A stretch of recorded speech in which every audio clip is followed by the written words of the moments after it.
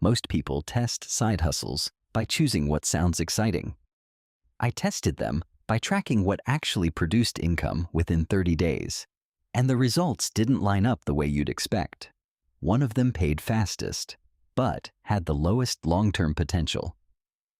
Another barely earned anything in the first month, but showed the clearest leverage signals. This isn't about which hustle made the most money. It's about understanding what each one actually requires. If you're working a full-time job, you're probably dealing with evening fatigue, limited weekend energy, and the fear of spending weeks on something that doesn't pay.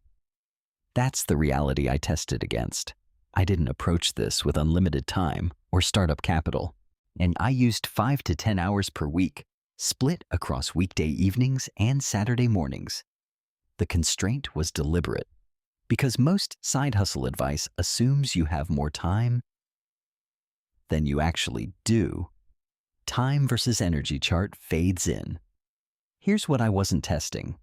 Which hustle feels the most motivating? Which one has the most YouTube videos about it? Or which one promises the fastest path to quitting your job? I was testing momentum. Can you generate measurable income within 30 days? And more importantly, what does that early signal tell you about scalability? Leverage ladder graphic appears. Before we break down the 5, you need to understand the framework I used to evaluate them. Not all income is built the same. There are 3 tiers. Tier 1 is quick cash, low leverage, high effort, limited scalability. You trade time directly for money. And our Tier 2 is skill-based income, medium leverage, repeatable with practice, and it scales as you get faster. Tier 3 is asset or platform-driven income, high leverage, slower to start, but it compounds. The hustle that paid you fastest in 30 days is not always the one with the highest ceiling. And that's the first thing most people get wrong. Income tier comparison chart on screen.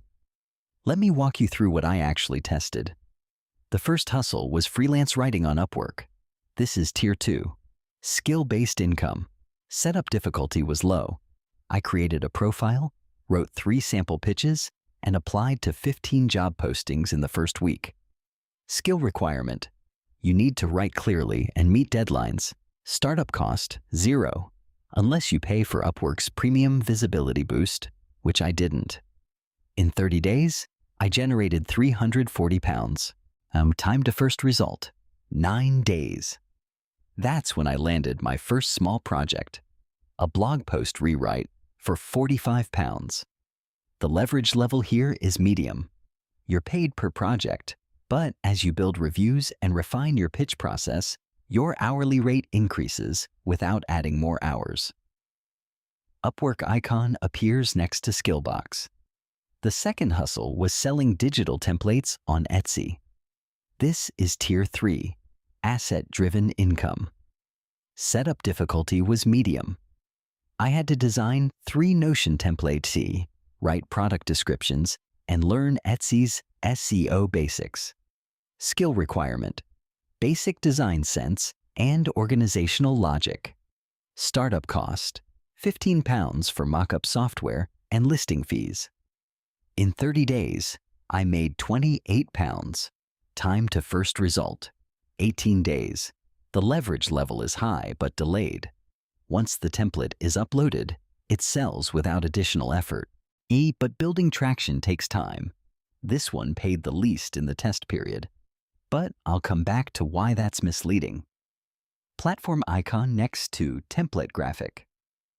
The third hustle was TaskRabbit for furniture assembly and small home tasks. This is Tier 1. Quick cash, low leverage. Setup difficulty was very low. I signed up, passed a background check, and was active within 5 days. Skill requirement, basic tool knowledge and reliability. Startup cost, I already owned a drill and basic toolkit. In 30 days, I earned £520. Time to first result, 6 days. This paid fastest and highest in the short term. But here's the tension. Every pound required showing up in person. There's no compounding, no skill premium over time. You're capped by your schedule. Character assembling furniture, our calendar in background. The fourth hustle was creating YouTube shorts tied to affiliate links. This is Tier 3, platform and content leverage. Setup difficulty was medium-high. I researched trending topics, scripted 12 shorts, filmed them in batches, and posted consistently. Skill requirement: basic video editing and trend awareness. Startup cost: £0 if you use a phone and free editing software. In 30 days, I made £52 from affiliate commissions. Time to first result: 21 days, when the first link was clicked. Leverage level: very high. One short can generate income for months if it continues circulating. But the 30-day window doesn't reflect the full compounding effect. Bar chart comparing income tiers. The fifth hustle was online tutoring through a platform called SuperProf.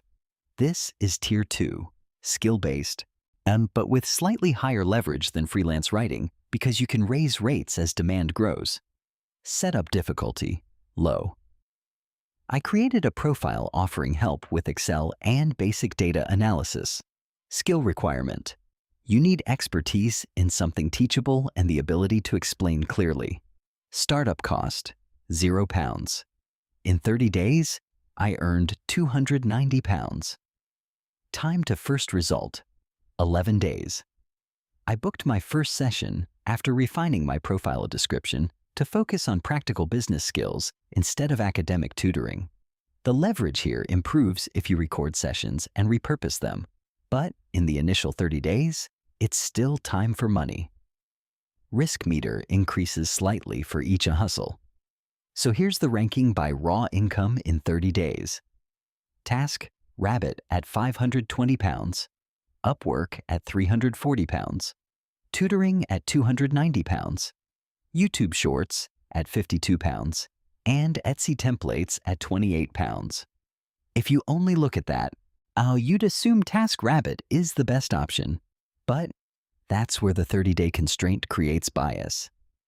Effort versus scalability grid appears. The hidden cost layer matters more than the income number.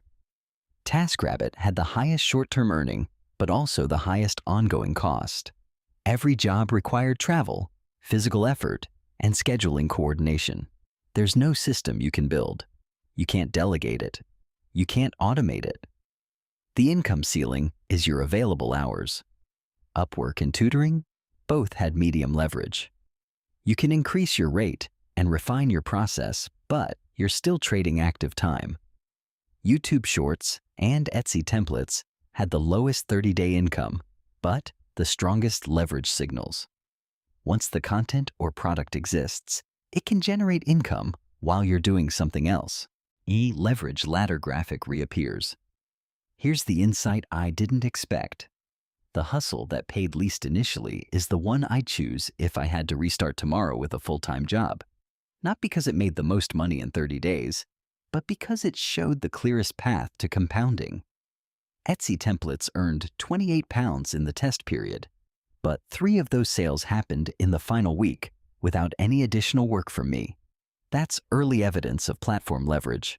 If I spent another 30 days uploading more templates and improving SEO, the income wouldn't just double. It would multiply, because each new product adds to a catalog that sells passively. Income growth projection chart, conservative slope.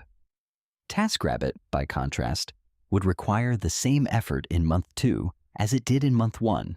There's no compounding. The income is reliable. But it's capped. That doesn't make it a bad choice.